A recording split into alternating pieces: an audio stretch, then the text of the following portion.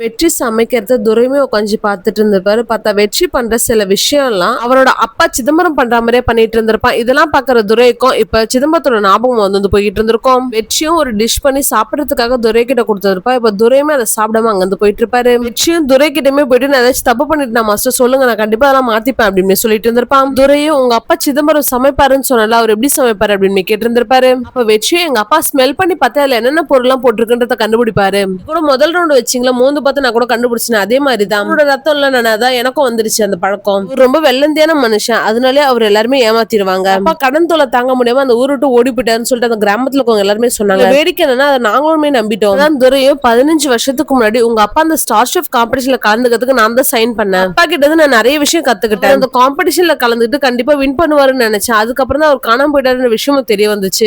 அப்பா ரொம்ப நல்ல மனுஷன் வெற்றி. அப்பா முகத்தை பார்த்து பேச மாட்டாரு, ஆனா சொல்ற விஷயத்த கரெக்டா புரிஞ்சுப்பாரு. பார்த்த ஒரே சுயநலமற்ற மனுஷன் அவர் மட்டும் தான் அப்படின்னு சொல்லிட்டு இருந்திருப்பாரு. அப்பா பத்தி பெருமையா ஒருத்தர் பேசுறத கேட்கிற வெற்றிக்கும் இப்ப ரொம்ப சந்தோஷமாயிட்டு இருக்கும். அப்பா சாதிக்கணும்னு நினைச்ச விஷயத்த நீ சாதிக்கணும் வெற்றி அப்படின்னு சொல்லிட்டு ஆல் த பெஸ்ட்மே சொல்லிட்டு நாளைக்கு காலைல 5 மணிக்கு வர சொல்லிட்டு அவருமே அங்க இருந்துச்சு போயிட்டு இருப்பாரு. ரகுபதியும் அடுத்து என்ன பண்ண போறோம்னு தெரியாம ரொம்ப ஸ்ட்ரகிள் பண்ணிட்டு இருந்திருப்பாரு. இப்ப ரியாவுமே அங்க போயிட்டு அவருக்கு தைரியம் சொல்லிட்டு இருந்திருப்பா. வெற்றியும் துரையும் அடுத்த நாள் கடலுக்குமே போயிருந்திருப்பாங்க. அப்ப வெற்றி துரை கிட்ட இந்த மாதிரி அடிக்கடி கடலுக்கு வரீங்க கையில வாக்கி டாக்கி வச்சுக்கிட்டு அப்படின்னு கேட்டு இருந்திருப்பா. துரையும் இலங்கையில 2005 ஒரு போர் நடந்துகிட்டு இருந்துச்சு. பொண்டாட்டியும் 2 பசங்களும் இலங்கையில இருந்தாங்க. அவங்கள நீங்க கூப்பிட்டு வரணும்னு நினைச்சேன். வாக்கி டாக்கி மூலமா தான் கடைசியா நான் அவங்க கிட்ட பேசினேன். காலையில இங்க வந்துருவேன்னு சொன்னாங்க. விடிஞ்சும் அவங்க வரல. அப்பையில இருந்து நான் போட் எடுத்துட்டு வந்து அவங்களுக்காக இங்க வெயிட் பண்ணிக்கிட்டு இருக்கேன். இந்த வாக்கி டாக்கில தான் அவங்க கிட்ட நான் கடைசியா பேசினேன். அதனாலதான் இங்க வந்து அவங்களுக்காக வெயிட் பண்ணிக்கிட்டு இருப்பேன் எப்பவுமே அப்படின்னு சொல்லியிருந்திருப்பாரு. எப்படியாச்சும் தேடி கண்டுபிடிச்சணும்னு சொல்லிட்டு முயற்சி பண்ண, ஆனா எதுவுமே நடக்கல. என்னோட மனைவி தான் என்ன ஸ்டார் ஷெஃப் காம்படிஷன்ல கலந்துக்க சொல்லி இங்க அனுப்பி விட்டான். அப்புறம் 2 காம்படிஷன்ல நான் வின் பண்ணிட்டேன். ஆனா என்னால எதையுமே மாத்த முடியல. அப்புறம் எதுவுமே வேணாம்னு சொல்லிட்டு நான் பாட்டு என் லைஃபை வாழ்ந்துகிட்டு இருக்கேன் அப்படின்னு சொல்லிட்டு இருந்திருப்பாரு. இனியும் ஐஷு கால் பண்ணி உண்டு நான் கொஞ்சம் பேசணும் ஐஷு அப்படின்னு சொல்லியிருந்திருப்பா. அப்புறம் நெடுமாறனும் ஐஷு கூப்பிட்டு இருந்திருப்பாரு. அப்ப ஐஷு அவங்க அப்பா கிட்ட நான் வரப்பான்னு சொல்லிட்டு இப்ப வேணிக்கிட்டு பேசிட்டு இருந்திருப்பா. வேணியும் நீ வேலையா இருந்தா பாரு ஐஷு, நம்ம அப்புறம் பேசலாம் அப்படின்னு சொல்லியிருந்திருப்பா. ஐஷு அதெல்லாம் ஒண்ணும் இல்ல வேணி சொல்லு அப்படின்னு கேட்டு இருந்திருப்பா. வேணியும் அழுதுட்டே நான் லூசர் மாதிரி ஃபீல் பண்ற ஐஷு.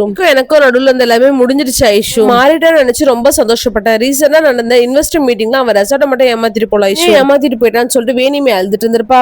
ஐஷு நீ ஓகேவா வேணி அப்படின்னு சொல்லிட்டு பயந்துட்டே கேட்டு இருந்திருப்பா. அப்ப வேணியும் நினைக்கிற மாதிரி தப்பான முடிவும் எடுக்க மாட்டேன் ஐஷு, இப்போ ரெசார்ட்ல தான் இருக்கேன் அப்படின்னு சொல்லியிருந்திருப்பா. ஐஷு ரெசார்ட்ல ஒர்க்லாம் எப்படி போகுது அப்படின்னு கேட்டு இருந்திருப்பா. அப்ப வேணியும் ஏதோ போகுது ஐஷு, செஃப்ஸ் வேற ரொம்ப கம்மியா இருக்கும், பிராக்டிஸ்க்காக போயிடுறா, அதனால கொஞ்சம் கஷ்டமா தான் இருக்கு அப்படின்னு சொல்லியிருந்திருப்பா. ஐஷு வெற்றிக்கு என்ன பிராக்டிஸ் அப்படின்னு கேட்டு இருந்திருப்பா. அப்பதான் வேணியும் தெரியாதுல வெற்றி கிச்சன்ல செஃபா வேலை பார்க்க ஆரம்பிச்சிட்டான். கிச்சன்ல வேலை பார்க்கறதுனால அவன் ரொம்ப ஹாப்பியா இருக்கான். ஸ்டார் ஷெஃப் காம்படிஷன்ல கலந்துக்கிறதுக்காக ஒரு செஃப் கிட்ட ட்ரெயின் ஆகிட்டு இருக்கான். இதை கேட்கிற ஐஷுக்கும் இப்ப ரொம்ப ஹாப்பி ஆயிட்டு இருக்கும். மட்டும் இல்லாம அவங்க அப்பாவும் இந்த கிச்சன்ல தான் வேலை பார்த்தாருன்றதுனால அவனால நிறைய கனெக்ட் பண்ணிக்க முடியுது. இதை கேட்கிற ஐஷு என்னது அவங்க அப்பாவும் இங்கதான் வேலை பார்த்தாரா அப்படின்னு கேட்டு இருந்திருப்பா. வேணியும் ஆமா ஐஷு, நம்ம ரெசார்ட்டுக்கு லியோன்னு ஒருத்தர் வந்தாரு ஞாபகம் இருக்கா, கூட சிக்கான ஒருத்தர் தேடி வந்தார்ல, அவர் தான் வெற்றியோட அப்பா. ஐஷு நெடுமாறும் சிக்கா ஒன்னா எடுத்த போட்டோ எல்லாம் அவங்களுக்கு ஞாபகம் வர ஆரம்பிச்சிருக்கும். ஐஷு நான் அப்புறம் பேசுறேன்னு சொல்லிட்டு அவளுமே காலை கட் பண்ணிட்டு இருப்பா. ஐஷு அவங்க அப்பாவோட ரூம்ல இருந்து ஒரு போட்டோ எடுத்து வச்சிருந்திருப்பா. அந்த போட்டோ எடுத்து பார்த்துட்டு இருந்திருப்பா. சிக்கா பாத்தியான ஏதோ பெரிய விஷயத்த மறைக்கிறாருன்னு ஐஷுக்கு ஏதோ தோணிக்கிட்டே இருந்திருக்கும். கீழே நெடுமாறும் விக்கிக்கு குக்கிங் பத்தியான இன்ஸ்ட்ரக்ஷன் சொல்லிட்டு இருந்திருப்பாரு. அங்க போன ஐஷு ஒரு மாதிரியாவே இருந்திருப்பா. நெடுமாறும் விக்கியும் சமைக்கிறதுக்காக கிச்சனுமே போயிருந்திருப்பாங்க. ஆனா ஐஷு இதை பத்தி யோசிச்சுட்டு அங்கேயே நின்னுட்டு இருந்திருப்பா.